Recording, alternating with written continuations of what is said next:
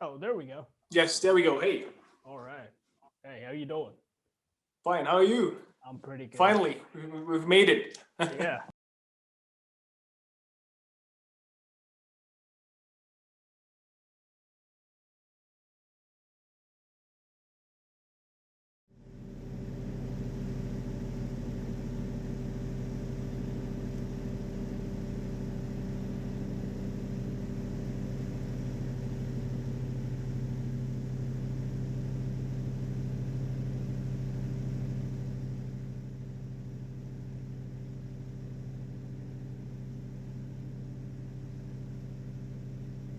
Right.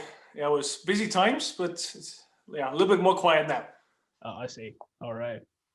Well, how's life in Austria right now with COVID and everything? Well, we are in the third lockdown at the moment, basically. So Right. I think it's gonna last till beginning of February, and Oh, then we slowly starting to open some shops again and stuff. But we'll see how it develops for sure. And, all right. But that doesn't really affect your work, does it?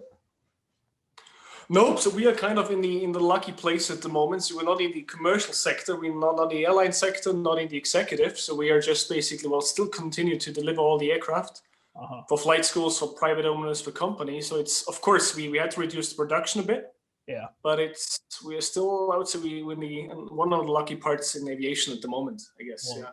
that's nice. It's nice to finally meet you. And Same. yeah, yeah. I got a So bunch of you're in questions. India right now. I'm sorry. You're in India at the moment, in Mumbai, or No, I'm in Ahmedabad, which is in Gujarat. So, but yeah, I'm in India right now. Ahmedabad. Victor Alpha Alpha Hotel. That's what it is. That's amazing. You Right. know it. Yeah, I've landed there 3 times already. All right. That's pretty cool. Yeah. Just for fuel stop and customs and stuff. A good place. All right. Well, that's a compliment, I guess. Oh, Um, good. I've seen you always plan your route through VANP, Victor Exactly. Alpha. Yeah, Nagpur. Yes, correct. Yeah, yeah. And I guess that's central part of India, so that's an easy stopover when you're going like east or west. Exactly. So we with both the multi engines, so the A42 and the 62, we would have we consider a safe range for ferry flights like 800 nautical miles, Uh, basically. Of course, depending on the winds and stuff, but I would say 800 miles is a good number. So I'm from Karachi, so we normally fly Karachi, and Nagpur is pretty much in the center of India. So it's right. like 700 miles from Pakistan to the center, and then another 700 miles to Bangladesh. So we always take Nagpur. It's an easy stop, just a fuel stop basically, and then off we go. Cool. Good deal. Good deal. Well, as I said, I got a few questions that I'm really For sure. intrigued by your profession as a ferry pilot. I know a few people who used to fly for Piper, but I was from Florida, Right. the western side, but I've never seen anybody do it across the globe like you do. Yeah, it's I pretty much can only speak for Diamond at the moment, but Right. I think well, I know some colleagues who do freelance jobs at Piper or at Textron in general, so Textron Beechcraft Cessna, Mm. and I think they deliver the aircraft. It's just, well, you got a aircraft handover, and then it's up to the customer, for example, or for a freelance pilot to pick up the aircraft and then deliver to the final customer. Right. And Diamond basically offers a kind of full solution where you can purchase the aircraft. You do the training in-house at Diamond in Austria, or on site if you wish. It's also a possibility. Mhm. And one of our factory pilots or flight ops pilots is able to deliver the aircraft to you as well. Where did you learn how to fly? Do you do it in Austria itself? Yes, exactly. So Austria has, like, I don't know, 40 small general aviation airfields, Mhm. and pretty much I would say I think every third of them, maybe every fourth, is like a small flying club or a flight school. And one of the biggest ones we have is actually where the factory of Diamond Aircraft is. It's Lima Oscar Alpha November. It's Wiener Neustadt. It's like half an hour south from Vienna. Okay. And that's where I've done my basic PPL training, my night VFR, all the IFR, and also completed the ATPL theory with the flight instructor later on. All right. That's pretty cool. So it was a modular course basically, so nothing integrated. So I was studying in between, also working for the flight school at that time, and then just it took me like 2.5 years to get it all done. And Diamond was searching and looking for a flight ops pilot basically, because another one was retiring at that time. I said, well, let's apply. And it was like summer 2016 when I got the call. Well, you've got the job, and then so I've been with Diamond for for 4.5 years now, basically. Oh, that's amazing. Yeah. Do you enjoy it? Yes, for sure. Yeah. Well, my dream job was always like a classic. Well, want to be a pilot. In the Right. beginning, of course, always going towards the airline to the airline industry. Mhm. Some point I've changed my mind and said, well, executive also a little, yeah, more destinations, maybe a little bit more different than just the classic airline stuff, flying the same routes every day at some point. Mhm. But this was just very convenient for me. So I was living in the same city pretty much. So I've got like 10 minutes to work from here. So it's like, yeah, That's was awesome. was a simple So decision. when you describe like a long haul ferry flight, like how do you plan Right. it? How does it go around? So we pretty much we as a flight operation department, we see what the production schedule looks like. So well, we know, okay, we have done some demo flights. At some point, we get the information that the demo flight has a positive outcome. So there's a new customer, he bought the aircraft, it was a successful demo flight. And then we can take a look into the production status and say, well, okay, his aircraft is going to be delivered in, let's say, 6 or 7 months. And we can always start planning ahead a bit, at least, well, to schedule, well, okay, there's going to be a ferry flight for about 1 week, 2 weeks, so we can just block it in. And when it gets closer to the official departure date, we get a heads up from our sales department and says, well, okay, the aircraft is going to be finished on that date. A week after that, please prepare for a ferry flight departure. Mhm. And that's when we start to basically plan the complete routing. At some point, so of course we have some standard routings. So the Canada trips, we got our classic routings. For example, we go via Scotland, Iceland, Greenland, and then over to Canada. For India, for example, there's some standard routings as well already. So we just change the call signs, change the aircraft type, pilot in command, and we hand it over to one of our partner companies, I would say, who's then organizing all the handling and the overflight permissions. Okay. So it takes, I would say, to be safe for most trips, we need 1 week in advance. Otherwise, we're not going to get all the handling, the slots, and the overflying permits on time. So it really takes a week, maybe 2 weeks actually, for some countries to start preparing everything. All right. Okay. So you guys have like a blueprint flight plan, which you just put in the new call sign, and it's pretty much that same route. It's designed already, and you just fly it. Exactly. So actually, it's a very simple Word document, kind of. It's a very simple Word document where we say we put in a flight plan in an ICAO format or some telex format. We just change the routing and stuff, destination, call signs, and that's it. And we send it over, and they will take care of the rest. And they also do the fuel calculations, I believe, and everything of the sort.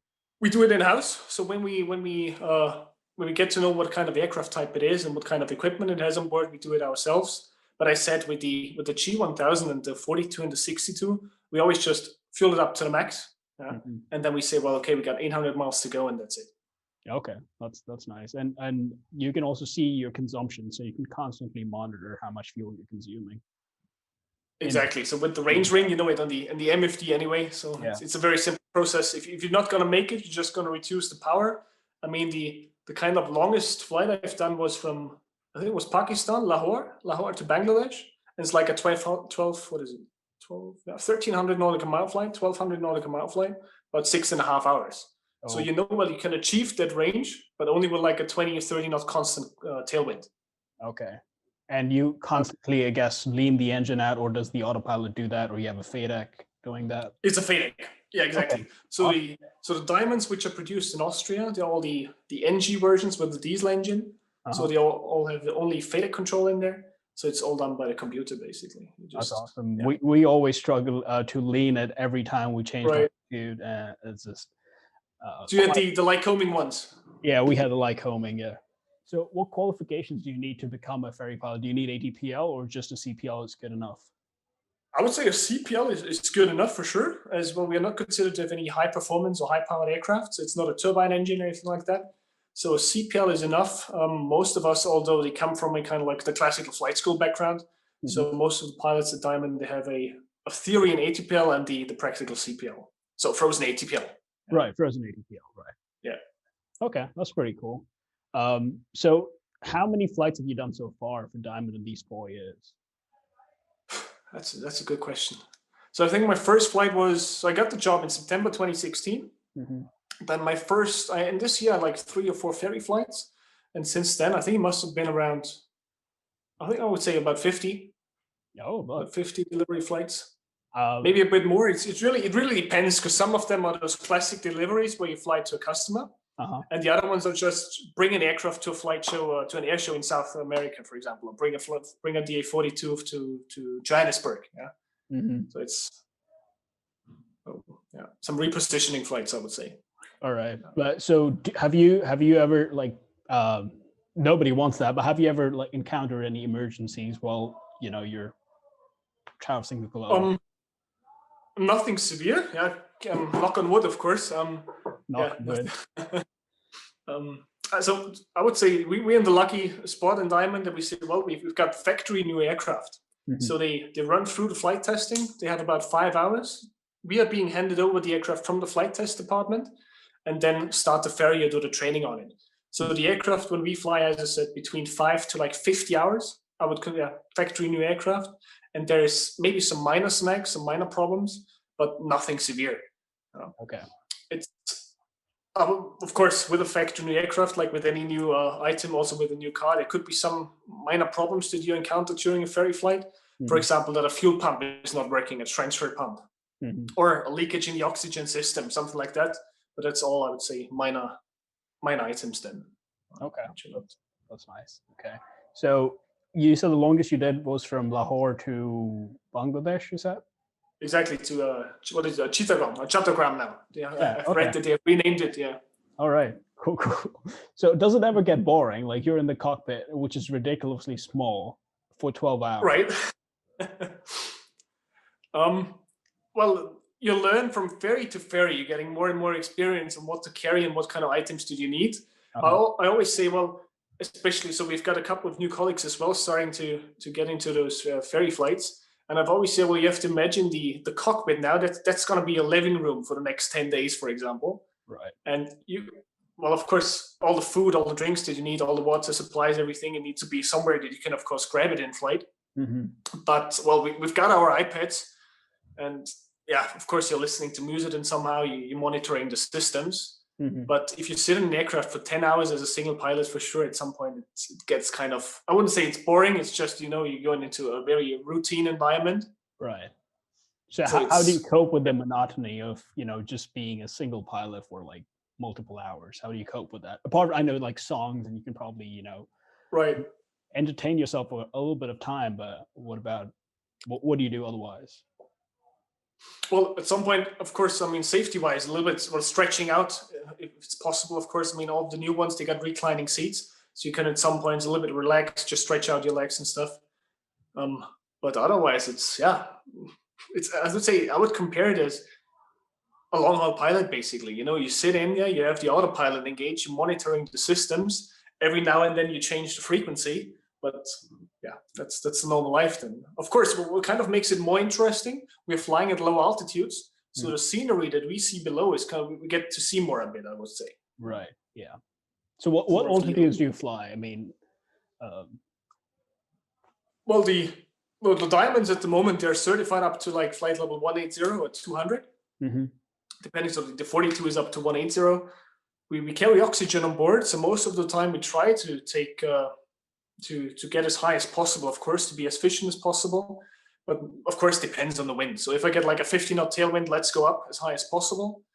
And sometimes you're really limited. For example, those classic Canada ferries, where you got like in winter 50, 60 knots on the nose. Mm-hmm. Okay, well, at some point we're not even departing, but then we try to stay as low as possible. So it's really, we can go as low as like 5,000 feet up to 200, I would say. And of course, these are not pressurized aircraft. That's why you carry oxygen along. Exactly. Right. So we carry supplemental oxygen bottles in the back. Some of the customers, they have the oxygen already installed, so we can take use of that. But otherwise, we'll carry supplemental oxygen. Okay. So which is your favorite Diamond aircraft that you've flown? I'm sure you must have flown everything. Yeah, so we're producing 4 types at the moment. Right. Well, we're starting with the 5th and the 6th one. The 5th one being the DA-50, the new single engine, and then we also have the military trainer coming up. But for the moment, for sure, the most comfortable one is the 62. Yeah. So you sit in, you got a wide cabin. Yeah, it makes a very, very comfortable feeling for you flying, sitting in there. Mm-hmm. It's kind of heavy aircraft, so it has the feeling of a jet, basically. For sure, has a feeling of a jet or a heavier turboprop aircraft. So it's, yeah, I would say it's a 62. Yeah. 62 looks marvelous. I've never had a chance to see one up close, but I've seen videos on Diamond's YouTube channel, and it's just amazing. That aircraft. Yeah. Yep. So it's a 42. It flies exactly like the 42. Yeah. Same flight characteristics. A very forgiving aircraft when it comes to stalling and slow flights. Mm-hmm. But it's just a bigger cabin, a little bit faster, a little bit heavier, but otherwise it has all the Diamond specs. Okay, that's really cool. Yeah. Yeah. I mean, that's all I had. All right. Yeah, it's going to be interesting. Maybe you've seen it already. So I have another ferry coming up to Malaysia in about 2 weeks. I saw that. And we'll stop by in Nagpur again. I saw and we'll that, see how that goes. So normally I said we try to overnight in Nagpur as well. We got an Indian crew visa basically, which allows us to stay there. Mm-hmm. But it's going to be interesting now with the COVID restrictions. So we'll see how that works out now. Yeah, that's another interesting thing that you said. Like, I mean, how do countries allow you to, like, do you have a crew license for every country that you go to? Yeah, so most countries actually allowed to enter as a crew with a general declaration, basically. You fill out a form with your passport details and all that stuff, and then you're allowed to stay in the country for about 48 to 72 hours without any crew visa. Yeah. Right. India, for example, requires a visa, so there's a possibility to get a business visa or a normal crew visa, and then you're allowed to stay, I think for 30 days max or something. But in COVID times, it's now we just check the latest NOTAMs, basically. And then for some countries, it says, well, you got to be required to have this visa. So you have to do a PCR test in advance. So it's really differs from country to country. And I would say the problem is at the moment for all these flights, so it takes like 6-7 days to get to Malaysia. And what we are struggling is like, where can we do a PCR test en route? So where can you get it? Of course, we can get it prior departure here in Austria, but it's not that easy to get a PCR test as a crew member in, for example, in the Emirates, in the UAE, or in Bangladesh. So it's a lot of bureaucracy involved, I would say, at the moment. Really?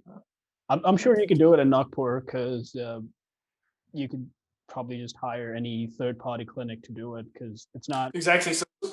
So what we have done, for example, in the UAE, in Fujairah, the handling agent organizes somebody to come from the clinic. They visit us at the immigration, basically.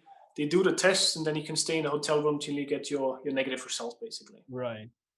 Yeah, it's definitely a weird and a strange time going on right now. And do you have any problems like with air traffic? Like community, like I did have a problem with like air traffic in the United States because my accent is probably not very well understood by them, and it's just this. Well, as I said, you learn experience, basically. So you learn what kind of, as we have some standard routings, you know what they want to know from you at certain points. But I would say the standards in Middle East, India, Bangladesh, also Southeast Asia, they have improved over the last years for sure. So it's really, I would say it's as simple as flying the Europa in the States, basically. It's like they are used to international traffic. The only thing what they are not used is, of course, smaller general aviation aircraft. Right. So when you come in a 42 and you tell them, well, you're going to fly flight level 200 for 800 nautical mile flight, they're like, they can't imagine. Yeah, they're not used to it. They're not used to small aircraft flying their routes. So it's kind of interesting all the time. And well, at some points we've also been mistaken, I would say, for some drone aircraft or for some military aircraft. That makes it a little bit more difficult. Yeah. But yeah. I saw this one documentary of the people that created this aircraft, I think from South Africa, called Slingshot or something, and they did the round the world thing, and they had fuel problems and all sorts of things. I don't know if you've seen them. I'm sure you might have. The Sling, sure, yeah. What makes it easy for us, considering fuel? I mean, the Diamonds we're using Jet A1. So the good thing is about jet fuel, you're able to get it worldwide. The thing is with AFGAS, with AFGAS, you're pretty much restricted. That at some airports or some regions even there's no possibility to get AFGAS anymore. That's the Diamonds that we flew were AFGAS. Right. Yeah. With Lycoming. Yeah. Yeah, with Lycoming. What engines do you have that you fly? Installed in the company right now. So there is a kind of like a sister company which is called Austria Engine. Diamond bought that engine factory basically a couple of years ago. So we build our engines in-house. It's originally a Mercedes-Benz engine, and it's just been transferred into an Aviation piston engine. Yeah. No, So it's a okay. diesel engine, a car diesel engine, and it's being transferred to an aviation diesel engine. So it makes it easy for us then, and we just use jet fuel. Oh, sweet. Yeah. All right. Awesome. I mean, Fabio, that's kind of all I had. I kind of dragged it along because I was really No worries. curious about, your profession. But yeah, I mean, let's stay in touch over Instagram and perhaps, I'll Absolutely. talk to you more about your travel sometime soon. Yeah, sure. And if we can, well, I said I'm going to be in India in 2 weeks for sure again. Hmm. And if I've got to stop in Ahmedabad or somewhere close, I will let you know for sure. We can Yeah, meet up somewhere. absolutely. Yeah, no worries. Perhaps when I'll be flying in Nagpur, whenever you come by, it's going to be an easy visit for Yeah. me. Yeah. Let me Thanks. know Perfect. anytime you land in Ahmedabad or Nagpur. Nagpur, I know you are going to do in the coming week or so. But Ahmedabad, anytime you land, just, yeah, let me know. Like to stay in touch with Thank you. you. We'll do for sure. Yeah. Thank you. Perfect. All right. Yeah, Cheers. then. It's really nice All the talking. best to you for sure for the type rating. Hope that you get airborne soon again. Yeah. Yeah. Hopefully, yeah. Works out. We'll find out. I'll keep posting on Instagram as you do, and Nice. we'll see. Good. Perfect. All Right right. then. Cheers. Thank Yeah. you so Good much. evening to you. Good. Yeah. Yeah. Good night to me, and good evening to you. Yeah. Thanks. Yeah. Right. Have a All good right. one. All right. Cheers. Bye.